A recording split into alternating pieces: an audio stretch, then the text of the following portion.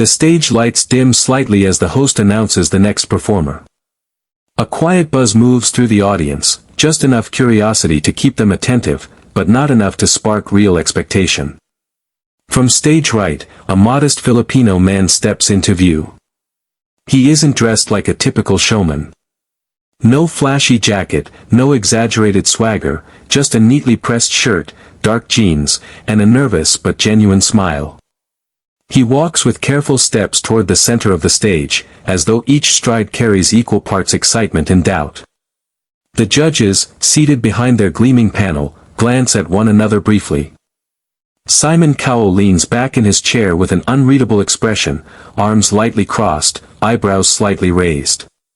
He's seen countless contestants come and go, some amaze, many disappoint, and a few surprise him in ways he never expects. The Filipino contestant stops on the mark, takes a breath, and looks up at the panel with quiet respect. The host asks his name off stage, and he responds softly, his accent hinting at both his roots and his humility. The judges ask a few introductory questions, where he's from, what song he'll perform, and why he chose it. He speaks with sincerity and restraint, revealing that he grew up listening to Elvis Presley because his father played those songs at home. There's no boastfulness in his voice, only a heartfelt connection to the music. While he speaks, the audience observes with mixed assumptions, some intrigued, others unconvinced. A few whisper to their neighbors, unsure what to expect from a man who looks more like someone you'd meet at a family gathering than on a major stage. The contestant clasps his hands briefly, as if saying a silent prayer. The moment before the music starts feels delicate, like the stillness just before a storm no one knows is coming. The stage falls into a hush as the contestant gives a subtle nod to the sound technician. A familiar instrumental intro fills the theater, an Elvis classic, though the audience isn't sure yet if this will be a tribute, an imitation, or a disappointment. The lights warm to a gentle amber glow, casting a soft halo around him. He closes his eyes for a brief moment, gathering his breath and steadying his nerves. Then it happens. The first note leaves his lips, not timid, not tentative, but full, rich, and startlingly smooth. It carries the soulful depth of nostalgia with the clarity of a trained performer. The tone is warm, resonant, and uncannily reminiscent of Elvis Presley, yet not a caricature. It's as if he's channeling the spirit of the original while still owning the sound as his own.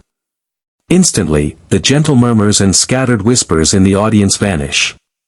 A wave of collective silence rolls across the auditorium, the sort that only appears when hundreds of people are caught off guard at the same time.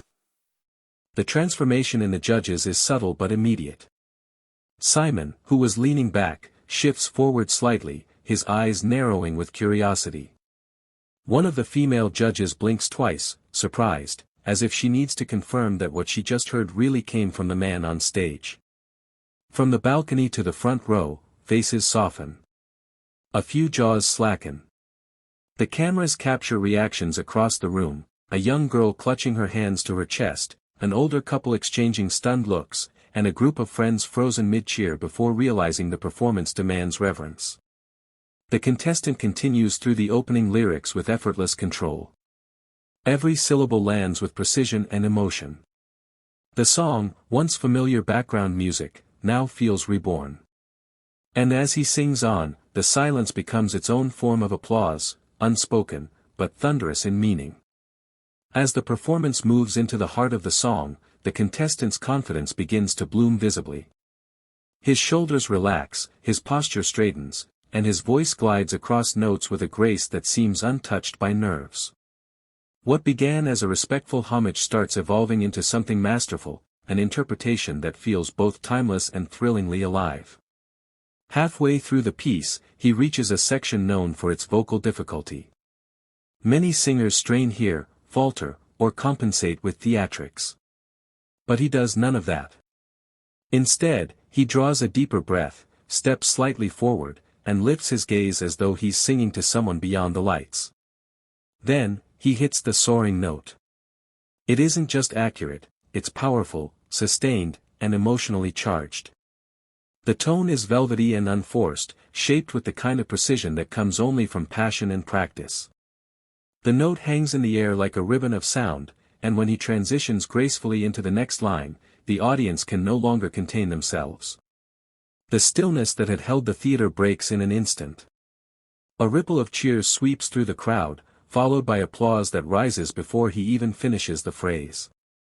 Some people gasp in disbelief, others cheer his name, and a few stand up instinctively, pulled to their feet by pure admiration.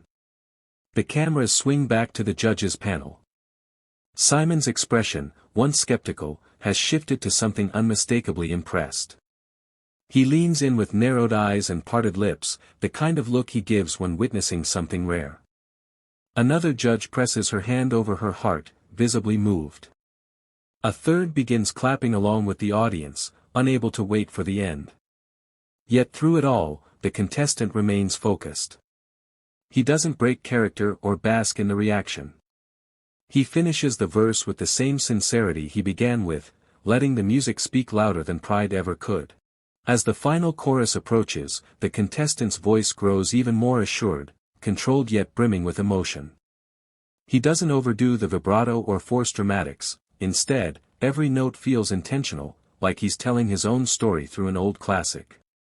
The orchestra swells behind him, but his voice remains the centerpiece, gliding effortlessly above the music. The last line arrives. He holds the closing note with perfect balance, not too long, not too short, just enough to leave the room suspended in awe. When the final chord fades, there's a heartbeat of silence, a collective breath that no one realizes they're holding. And then it happens. The theater explodes with applause. The entire audience rises to their feet almost in unison, the motion so sudden it feels choreographed. People who were skeptical minutes earlier are now cheering as though they've witnessed a historic moment. Some clap above their heads, others whistle or shout his name. A few fans near the front jump up and down, overwhelmed by the performance. In the judges' panel, even the most reserved among them stands. One judge wipes at her eyes, visibly emotional. Another taps both hands on the desk, laughing in disbelief.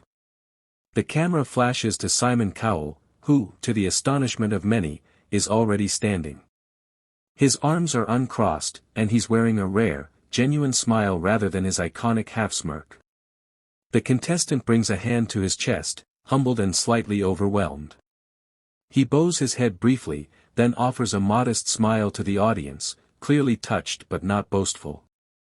His eyes shimmer with the relief of someone who took a risk and found acceptance beyond his expectations. Even after the applause begins to settle, the energy in the room remains electric. The crowd continues cheering, eager for the judges' reactions. But for that moment, nothing else matters, the ovation itself is the loudest and clearest verdict anyone could give. As the cheers gradually subside, the contestant stands center stage, hands clasped in front of him, still catching his breath. The judges settle back into their seats, though the excitement in the room refuses to fully quiet. The host steps aside, recognizing that this moment belongs entirely to the judges and the performer. One of the judges speaks first, a woman known for her warmth. She leans forward with wide eyes and says, "I don't think anyone here expected that. You didn't just sing, you transported us. That was one of the most authentic and breathtaking performances we've seen on this stage." The audience cheers again, affirming her words. Another judge, bubbling with enthusiasm, taps both hands on the desk in applause. "You didn't imitate Elvis," he says. "You honored him, and somehow still made the song your own. Your tone, your control, your heart, it was flawless." Then all eyes turn to Simon Cowell. He laces his fingers together, elbows on the desk, and simply looks at the contestant for a moment. His expression isn't smug or guarded. It's contemplative, and, surprisingly, respectful. The silence in that moment is almost as intense as the applause that came before it. Finally, he speaks. "I've heard hundreds of singers try to take on Elvis," he begins, his voice steady. "Most of them don't make it past the first line. But you," he gestures subtly toward the contestant, "you didn't just sing like Elvis. You might actually sing better than him." The audience erupts. Gasps, cheers, and shouts of amazement fill the theater. Some fans cover their mouths, others turn to their neighbors as if needing confirmation they heard correctly. Even the other judges glance at Simon with surprise, knowing how rarely he gives such praise. The contestant's eyes widen, stunned. He bows his head slightly, overwhelmed by validation he never imagined. In that moment, it's clear, he hasn't just performed, he's created a memory that will travel far beyond the stage.